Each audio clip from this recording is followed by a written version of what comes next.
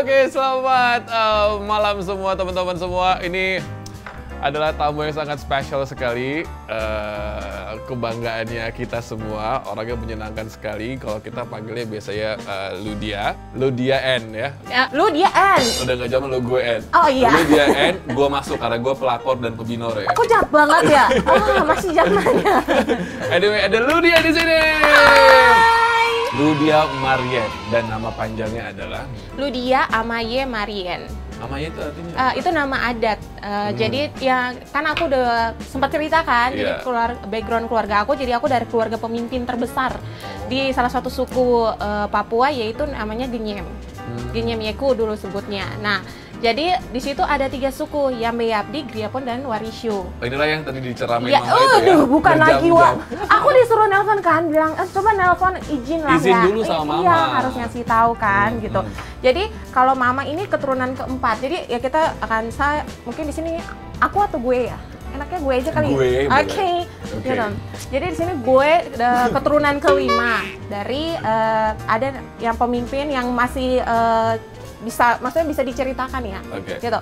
Jadi satunya ya namanya Tete Darius, saya terus setelah itu masih dibawa lagi nenek yang keempat, mama yang keempat, keturunan keempat, dan aku yang kelima, gitu, dari keluarga Ondoafi. Dan family tree-nya. Ya, gitu. Dan dulu tuh ada susunan pemerintahannya juga loh.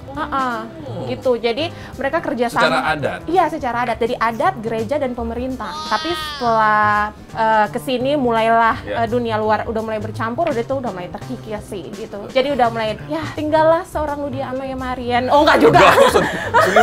Kok tinggallah sendirian? Ya kalau jomblo nggak usah dibawa. Siapa tahu ada yang mau lulus. Buka open order. Ya kan open order, Wak. PO ya. Ludia apa kabar sayang?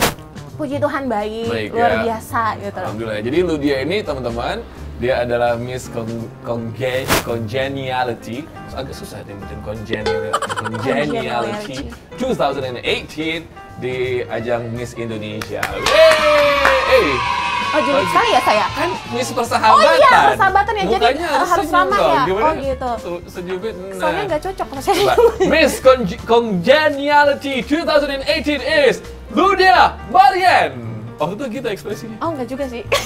Waktu itu segitu doang, happy gak waktu itu? Oh, happy banget. Gitu kayak buka giginya, giginya kering loh. Emang kenapa kira-kira teman-teman memilih kamu sebagai Miss Persahabatan? Nah, nggak tahu, mungkin karena emang saya nggak ada urat malu ya, gitu. Gini loh, Miss-nya itu kan manner, harus punya manner. Jadi masing-masing punya manner loh. Gitu. Manner nggak harus selalu kalem. Kalau saya itu udah kayak kutu loncat ke sana, loncat ke sini, sampai servernya, Ludia sini kamu tuh gimana? Kak, bentar aku mau joget dulu. Sebelum TikTok aku udah joget loh. Gitu. Oke, jadi Ludia ini, dia dari usia 14 kali udah di Jakarta ya? Enggak, aku dari usia 16 tahun. 16, ya. Berarti mau beralih ke SMA. 17. Oh, udah SMA di sini? Aku masuk SD 4 tahun loh. Itu karena mama males urus kamu kayaknya? Kayaknya. Kau udah kau sekolah aja. Kau itu bata ya? Udah kamu sekolah aja, udah sadar. SD 4 tahun, are you crazy? Jadi sebenarnya tuh cuma ikut doang gitu kan. Waktu aku 3 tahun udah bisa baca. Mau bisa ngitung. Terus kayak mama aku ngiseng aja, ya udah kamu masuk SD aja. Tahu-taunya aku malah diterima. Terus kayak, wah ini anak nih pintar aku loh pintar. Ya emang pintar, kalau nggak jadi MISS, nanti di Miss Indonesia. Sabar, tahan, jaim. Nanti Ibu Liliana nonton, coba jaim, tahunya gimana? Nah gitu bagus. Behave-nya lah ya. Behave. Jadi. Be yourself. Oke.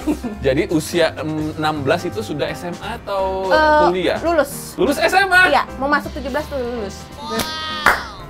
Pinter nih anaknya. Usia 3 tahun sudah bisa membaca dan menulis. Berarti kalau zaman kita misalkan kasih THR, mamanya nggak bisa nilep ya. Dia udah bisa tahu ini uangnya 10.000, ini angpaunya 500.000. Dia udah kayak. Ludia, tell me about yourself. Kasih tahu teman-teman di YouTube aku, di YouTube-nya Kak Robi Purba. Aku tuh sebenarnya lahir besar kampung tau. Gimana sih? Di Genyem. Nah, aku dari background keluarga, ya kalau bilang keluarga terpandang lah di kampung aku, ke salah satu keluarga pemimpin terbesar, yaitu dari suku Genyem. Jadi dari kakek itu Ondoafi, keturunan Ondoafi. Jadi aku pernah dibilang Tunas Ondoafi karena campuran. Kalau papa udah dari luar soalnya. Papa dari mana? Dari Biak.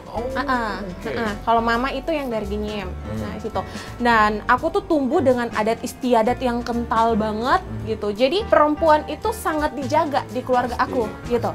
Jadi bukan posisinya yang direndahkan, tapi emang bener dijaga banget gitu. Ada sisi positif dan sisi negatifnya juga ya. Jadi aku tuh belum bisa bener-bener mengeksplor diri aku waktu di kampung, karena ada adat mereka dan yang masih mengikat aku, tradisi yang mengikat aku. Jadi aku nggak boleh ini, nggak boleh itu. Pasti. Tapi itu membentuk karakter aku untuk, jadi keluarga aku selalu bilang gini, kamu itu adalah perempuan yang mahal. Kamu perempuan berkualitas dan kamu harus jaga harga diri kamu. Karena kamu bukan dari keturunan biasa, kamu keturunan raja, digituin. Nah, keluarga aku dikenal sebagai keturunan pembawa terang gitu. Pembawa terang? Pembawa terang, Enlightenment, the enlighters berarti ya? Like that gitu. Dan kalau soal, jadi dari dulu ada, emang bener-bener ditekan banget soal pendidikan, kamu harus jadi perempuan yang pintar, kamu harus jadi, bukan hanya sekedar pintar, tapi kamu harus punya kasih yang besar, kamu harus berkarakter gitu, kamu punya karakter. Kalau kamu sifat dan attitude kamu nol gitu, nggak bisa. Itu aku dibentuk di kampung loh, bayangin gitu. Dan pendidikan keluarga dari, kalau misalnya dari nenek itu nggak sampai S2, S3, tapi mereka bisa mengajarkan aku seperti itu kayak wow banget sih. Dan aku, kalau aku ngelihat sih sekarang di sana, aku lihat dengan teman-teman aku, nggak pengen mengkompar sih, itu kayak, loh kenapa aku yang terlalu, maksudnya kayak beda banget sih kalau soal pendidikan karakter aku dari keluarga aku. Sangat-sangat keras banget keluarga aku. Sampai nenek aku tuh pernah gini, karena cewek dijaga banget, aku bilang, "Nek, aku mau ke kios bentar," gitu kan. Tau gak nenek aku ngapain? Lu di depan rumah, ludah kan, sebelum ludah ini kering udah balik.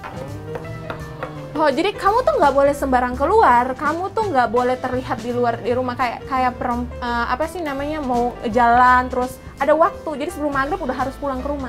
Sebelum ludah itu kering harus pulang. Iya, jadi padahal di timur panas ya.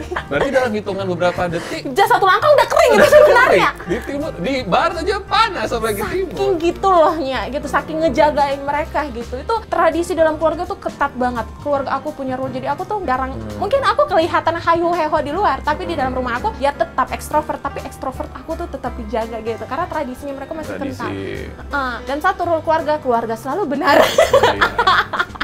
Keluarga selalu benar. Tapi bukan, apalagi kalau diisi keluarganya kebanyakan perempuan ya, semakin selalu benar. Iya, waduh. Lebih susah. Nah, terus satu lagi loh Kak. Jadi aku tuh dari kecil sudah diajarin gini. Dibilang gini, kalian itu dalam keluarga, semuanya kalian tuh punya kuasa loh, digituin. Kuasa, karena mungkin bahasa mereka agak tinggi banget gitu kan. Kuasa seperti apa? Terus nenek aku pernah ceritakan, kakak kita itu manusia, Tuhan sudah memberikan kita karunia, kuasa. Jadi saat kamu tuh bisa ngomong sama binatang loh. Kamu nyuruh ini misalnya katak atau jangkrik atau apa, diam, itu bisa diam kok. Apaan sih ini? Masa iya kali. Terus gitu. Ya? Itu satu. Dua, pas lagi main-main di depan rumah, lah nenek hujan. Ya udah suruh berhentiin aja. Oh iya, aku lupa. Jadi ini kalau sumber aku cerita ini dari nenek aku, memang keturunan asli Ondoafi, namanya adalah Alfonsina Yambiabdi. Dia tuh anak bungsu dari keturunan Ondoafi. Nah, di situ jadi aku tuh dari kecil terus dibilang ke depan rumah, suruh berhentiin tuh hujan. Terus kita ngomong pakai bahasa, jangan nanya banyak karena aku kayaknya udah lupa deh gitu. Selama tinggal Jakarta. Udah mau 10 tahun Wak di sini. Udah ngomongnya udah wak-wak ya. Jadi ke depan kita nyuruh gitu. Bilang, pada bahasanya sederhana, seakan-akan nggak ada magic, nggak ada kayak nggak pakai magic atau merubah kuasa Tuhan, bukan begitu. Kita hanya bilang gini, hujan berhenti gitu kan, berhenti sambil nyanyi gitu, nyanyi depan, berhenti. Oh kagak, ini pasti kita mikirnya pasti positif, ini gini. Terus nenek aku bilang gini, suruh hujan lagi, suruh. Terus aku pas turun, wah gitu. Itu aku hidup dengan maksudnya dengan kondisi seperti itu, dengan keluarga yang sangat-sangat memeluk erat adat istiadatnya gitu. Manggil angin pun bisa gitu loh. Saking emang diberkati dengan kuasa sebesar itu. Gitu. Karena setinggi itulah ya. Iya gitu. Jadi kalau menurut bilang, kalau ngeluarin angin bisa nggak? Oh itu kayaknya semuanya bisa deh. Bekam deh. Ini aku kerokin nih. Aku abis kok nih. Nah itu, terus satu lagi. Jadi emang yang adik aku tuh pernah, jadi kalau setiap hujan di Papua tuh kalau kodoknya tuh berisik banget. Nenek aku bilang gini sama adik aku yang bungsu. Itu situasi kampungmu gimana sih dulu Leandra pas kecil? Masih hutan. Situasinya ya kayak gimana ya? Kalau pergi ke Bogor, perkampungan Bogor kayak gitu.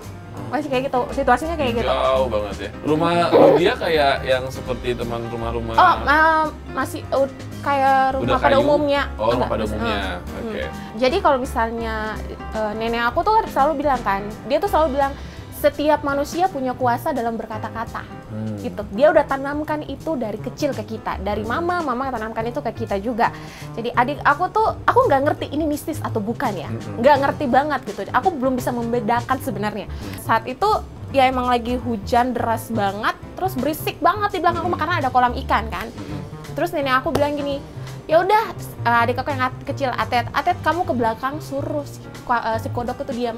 Dia ke belakang terus teriak, diam kalian, berisik banget, tapi kayak bahasa bahasa Melayu Papua gitu kan. Bilang gini, kamu diam kak, kamu ribut sekali, aku nggak bisa tidur. Buset, 1, 2, 3, boom. Nah, saat itu aku udah sekolah di kota. Tuh kayak, what? Really? Langsung kayak tenang banget, udah gitu. Anjing pun kalau lagi menggonggong, iya gitu. Lagi berisik banget depan rumah. Nenek aku kalau ke depan bilang diam gitu, atau teriak siram air aja gitu kan. Itu silent gitu. Tidak semua manusia pasti punya kekuatan seperti itu ya. Itu pasti hanya yang tertentu aja. Nama nenek itu boleh disebutkan nggak sih? Alfonsina Yambeabdi, boleh. Alfonsina Yambeabdi. Alfonsina Yambeabdi. Yambeabdi. Iya. Ketika aku nyebutin namanya mungkin beliau dengar ya? Oh, nggak tahu sih, saya nggak tahu. Nggak tahu ya. Kalau pengen nanya tentang adat istiadat dari keluarga Ludia sendiri. Ludia kan dari keluarga yang bisa dibilang tahtanya yang tinggi, stratanya yang tinggi ya. Kalau kayak misalkan waktu kamu kecil, inget nggak sih kebiasaan nenek atau mama seperti apa? Mungkin ada, kalau orang Jawa tuh misalkan kayak kejawen gitu ya, nyuci keris, ada malam satu suro. Pengen tahu kalau di Papua yang aslinya itu seperti apa sih? Oh iya, kalau adat istiadat yang kental banget seperti misalnya Jawa kayak kakak itu sih kayaknya nggak ada sih, kalau aku nggak ada, karena nenek itu adalah keturunan setelah Injil masuk ke tanah Papua, ke Genyem khususnya ya gitu. Jadi udah hidup yang memang berdasar ya bukan firman Tuhan sih, hidup yang memang yang agamis banget gitu. Jadi yang masih kayak mistis-mistis kayak upacara itu nggak ada sih. Jadi yang emang kayak apa sih bahasa yang lebih cocok dibilang kayak keluarga ya, kayak spiritual ya. Spiritualisnya itu ya yang spiritualis, bukan yang like ke adat banget gitu, ke kemanusiaan banget, tapi ini emang ada spiritualis Kristen banget gitu. Karena pada saat Injil masuk itu yang terima kakek aku sendiri gitu. Nah itu setelah itu langsung diaplikasikan semuanya. Jadi tidak ada penyembahan pada pohon, patung, karena memang keturunanmu sudah agamais lah ya. Iya, udah banget. Sudah rohani ya. Dan juga Kak, tadi sempat aku ngobrol sama nenek. Kan langsung ngomong sama nenek, kata mama kan yang tahu semua jalan cerita sejarah adalah nenek. Boleh tuh ceritain. Terus nenek bilang, jadi nenek mereka punya satu keyakinan bahwa sebelum Injil masuk pun mereka udah percaya, mereka udah tahu Tuhan itu ada. Mereka udah nyembah kepada Tuhan, bukan kepada jadi tidak seperti animisme, dinamisme kayak gitu. Jadi emang benar keluarga Yambeabdi itu diberkati banget dengan kuasa yang besar banget. Entah mereka itu bisa ngomong dengan alam gitu. Jadi kalau ya seperti tadi aku bilang, hujan aja bisa diberhentiin gitu. Terus kalau misalnya lagi berperang gitu, ini cerita dari mulut ke mulut ya, dari nenek juga gitu. Misalnya suku A dan suku B berperang, mereka bisa buat mereka tuh berdamai tanpa ada korban jiwa gitu. Terus kalau berburu pun gitu, mereka hanya sekedar ngomong atau gimana, berburu tuh nggak akan sampai sesusah itu. Jadi pernah aku diceritain bahwa ada tete aku namanya tete itu adalah kakek. Jadi tete Darius ini pernah diceritakan bahwa tete kalau misalnya dia berburu atau nyari udang atau nyari ikan gitu, jadi nggak perlu dia sampai kayak yang mau mancing, mau nunggu atau apa, tinggal ngomong aja terus tangannya dimasukin ke batu, dikeluarin udah banyak udang yang keluar. Ikan sini ikan, udang sini udang gitu. Ya nggak gitu juga sih. Ya gitu. Jadi mereka sangat dulu banget itu hidup dengan alam. Mereka adalah suku yang penuh dengan damai, kasih yang besar banget gitu. Ya sebelum Injil masuk, gitu. Injil masuk ke Genyem. Tapi setelah Injil masuk ke Genyem dan diikutilah dengan dunia luar yang mulai masuk, terus perkembangan juga, dan ya adat istiadat yang sebenarnya positif banget itu mulai terkikis gitu. Itu dia gitu kan. Kedudukan perempuan kalau misalkan di tanah Papua itu sejajarkah dengan laki-laki? beda konteks. Kalau di suku aku iya, masih ya, iya sama banget. Tapi kalau di lain suku di Papua ada beberapa yang enggak. Gitu. Jadi tergantung sebenarnya tergantung sukunya, tergantung daerahnya sih sebenarnya gitu. Tapi sampai sekarang pun masih aja sama lah kayak di Jakarta gini. Sama lagi di Jakarta ya. Jadi Ludia ini pindah ke Jakarta tuh sampai sekarang berarti sudah berapa belas tahun ya? Aku udah 12 tahun 12 sih. tahun? Maksudnya 12 tahun aku ngerantau nih, aku ngitung pas aku SMP kelas 2. Kenapa ngerantau? Nah ini sebenarnya, aku nggak tahu kayaknya emang dari kecil. Aku dengar berenang ya dari Papua? Iya, waduh bukan lagi, nyelam langsung. Sekali keluar, udah nyampe di atas Monas. Keluarnya Monas, ya kan emang api di mana ya? Sama siapa di sini? Sendiri. Hah? Iya. Dari lulus sekolah itu sendiri di sini. Maksudnya jadi dia survivor gitu. Coba kalau dia wanita yang lemah, itulah kenapa kita tuh bersyukur punya keluarga yang mendidik kita tuh dengan kuat, dengan keras ya, karena kita memberikan pribadi kita yang benar kuat banget. juga. Lanjutkan. Oke. Aku dari SMP kelas 2, mama udah bilang gini, si kakak, karena aku anak pertama. Dan aku cucu pertama dari nenek Alfonsina Yambiarti. Berapa bersaudara kamu? Aku sebenarnya ada 6 bersaudara, tapi satunya udah meninggal, jadi 5 sekarang. Ludia ada foto sama keluarga pakai baju adat tidak? Belum ada, bukan nggak ada, belum. Belum ada. Iya. Berarti tunggu menikah ya? Amin lah. Nggak ada jodohnya, belum, bukan nggak ada. Dari sini kan yang nonton banyak nanti. Enggak saya ya, ini kan kata mereka ini Miss Indonesia kok gini banget ya? Fokus. Iya. Iya. Gak apa, memang Miss Indonesia itu berkarakter semua ya. Karakternya unik banget Pak. Banget Pak. Oke, jadi kamu di sini kata mama sebagai anak tua apa katanya? Ini karena anak pertama, dia harus survive, dia nggak bisa sama keluarga gitu. Maksudnya nggak bisa terus bermanja-manja, kita harus buat dia menjadi independent woman. Iya. Dari kecil aja udah kayak gitu. Aku tuh bingungnya sama anak pungut atau gimana. Atau mungkin putri yang tertukar. Ada kita diinginkan, wah sinetron bagus tuh, sinetron baru itu. Siapa tahu bisa kamu stripping. lagi casting kan di MNC Pictures ya? Iya, siapa tahu. Setelah ini diminta, cocok. Lucu ya. Oke, lanjut terus. Kata mama harus independen. Iya, udah dari kecil udah ditanamkan harus mandiri. Aku SMP kelas 2 aja itu baru 11 tahun. Gila ya. Bayangin aja 11 tahun saya. Aku 11 tahun jual opak. Masuk 11 tahun mau ke 12 lah, bayangin. Aku SMP kelas 2. Terus aku udah dibilang kamu tinggal di asrama. Jadi aku SMP pindah ke kota. Nah, SMP Paulus. SMP YPPK Paulus. Di situ aku tinggal di asrama Kristen. Nah, asrama itu aku dengan teman-teman yang dari pedalaman juga. Jadi mama nih titip aku di situ, aku tinggal di asrama 5 tahun. Dari SMP sampai SMA itu memang benar-benar aku dibentuk. Bersyukur sih dengan aku dari keluarga yang strict banget, terus masuk ke selama 5 tahun itu emang benar-benar dibentuk banget rohani, spiritual aku gitu. Karena asramanya adalah asrama Kristen dan di situ bertemulah dengan orang-orang dari luar kayak orang Jerman gitu, karena mereka kerjasama dengan gereja kan, dia tinggal bareng mereka. Setelah 5 tahun itu bayangin aja, sebulan aku pulang sekali ke rumah. Sebentar aku bayangin dulu. Resapi sedalam-dalam mungkin. Dan saya merasakan adalah aura-aura keputusasaan. Aura saya. Oke. Tapi setelah saya keluar, adik-adik semuanya ngikut. Berapa bersaudara sih? Sekarang ada 5 bersaudara. Jadi cowok 3, cewek 2. Yang satunya juga udah stay di Jakarta ini. Dan yang 3-nya ini menyusul juga nanti Jakarta. Mungkin 2-nya mungkin rencana di luar gitu. Setelah aku SMA mau lulus, aku bilang sama papa gitu kan, Pak, aku mau kuliah, tapi aku kuliah nggak mau selain di Jakarta atau di Bali. Kalau nggak dua itu di luar. Jakarta, Bali itu banyak bule ya? Bisa jadi, siapa tahu rubah keturunan, Wak. Jadi kamu kuliah di sini itu, di Jakarta akhirnya jebol nih ya? Iya. Di Universitas Negeri Jakarta. Beasiswa. Tahu nggak sih kalau orang sombong itu mati gosong? Aduh, amit-amit. Di film-film azab gitu loh, orang sombong mati gosong, hati-hati loh. Saya sombong sih, sombong di sini bukan untuk merendahkan orang lain, tapi untuk meninggikan diri sendiri. Ya emang semua orang sombong begitu, untuk meninggikan diri dia. Iya, diri sendiri loh, tapi nggak merendahkan orang lain loh. Bikin orang lain terlihat rendah jadinya. Oh enggak dong, saya nggak buat mereka terlihat. Kalau mereka merasa merasa direndahkan, berarti ya itu adalah pemikiran mereka. Mereka sendiri yang merendahkan diri. Hatersnya nambah banyak kan di sini ya. Hatersnya banyak ini kayaknya ditanya diri. Bercanda, emang gitu anaknya Ludia bercanda. Ludia, jadi kita tuh sama-sama UNJ sebenarnya. Aku kemarin S2 di sana tapi cuma bertahan kayak 1 semester doang. Di mana? Di UNJ juga, negeri Jakarta. Iya, biasa aja dong wajahnya. Kalian harus tahu kalau masuk UNJ masuknya susah, keluarnya apa lagi? Susah banget masuknya. Masuknya susah banget. S2 juga susah banget ya. Keluarnya lebih susah lagi. Berapa tahun kuliah?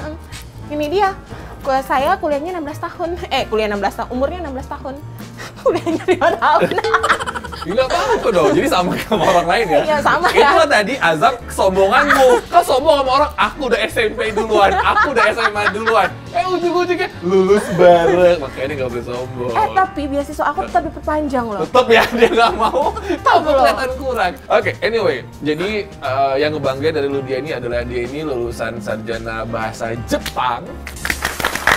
Dengan kulit yang eksotik, bisa bahasa Jepang, bisa bayangin nggak? Aduh, tapi nggak ada pacarnya yang orang Jepang sebelum-sebelumnya ya. Kasian banget. Yoroshiku onegaishimasu. Itadakimasu. Apa kalau itu? Ya semase. Kayak mau ke ini ya, seru ngantri dulu atau apa gitu makan. Jadi hebatnya dari Ludia, memang sih semuanya Miss Indonesia tuh finalisnya berprestasi, apalagi Miss Congeniality. Dia ini pernah ikut studi di Kyoto, Jepang. Kyoto Bumi ya? Kota Bumi bukan? Iya, nggak tahu. Kyoto, Jepang, itu tahun 2016. Jadi Anime to Zen ini apa ya? Anime to Zen, oh iya. Bertemu dengan presiden. Oh ya, itu sebelum. Oh sebelum. Sesudah, salah. Sesudah. Cerita dong, prestasimu banyak banget loh dia. Aku sampai banyak banget bosan loh ini bacanya. Wow.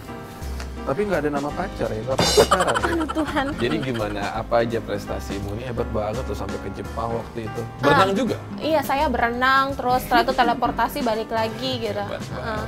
Bim salah salah bim. Kalah ya Mbah Limbat ya, Master Limbat ya. Terbang, nggak pakai pesawat. Emosi ini lama-lama. Curiga kunyah. Ya Allah. Tahu kunyah nggak sih? Di Papua ada loh. Tapi lu dia masih inget nggak nama panggilan yang paling kamu kesel banget bulian orang itu? Atau bahkan sampai ke lingkungan intelektual pun rasis ini masih terjadi?